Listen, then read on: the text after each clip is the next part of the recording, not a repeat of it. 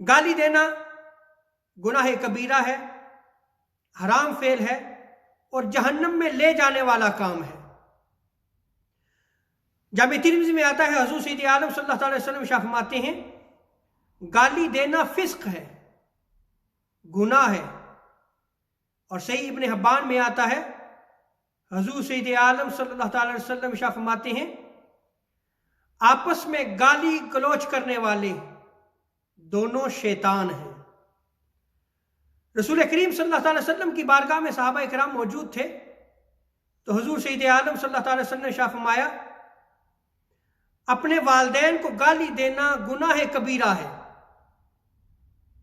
सहाबा में से किसी ने अर्ज की, या रसूलुल्लाह सल्लल्लाहु अलैहि वसल्लम, कौन बदबख्त होगा जो अपने वालिदैन को गाली दे?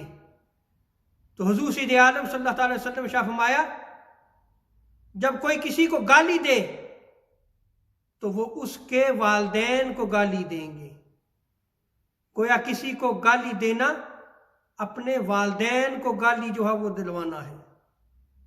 जाहिर बात है कि जब आप किसी को गाली देंगे तो वो आपके वालिदैन को जो है वो गाली देंगे, और ये गुनाह कबीरा में से आता है। गाली देना बेहयाई के कामों में से एक काम है। हुज़ूर सैयद आलम सल्लल्लाहु अलैहि वसल्लम फरमाते हैं कि जब अल्लाह तबारक व तआला किसी बंदे को हलाक करना चाहता है, उसको हलाकत में डालना चाहता है, तो उससे हया छीन लेता है। और जब उससे हया को छीन लिया जाता है तो हुज़ूर अलैहिस्सलाम फरमाते हैं कि तू देखेगा वो लड़ाई झगड़ा करने वाला होगा, वो गाली गलोच निकालने वाला होगा, और वो जिद्दी और दुश्मनी रखने वाला और अदावत रखने वाला होगा।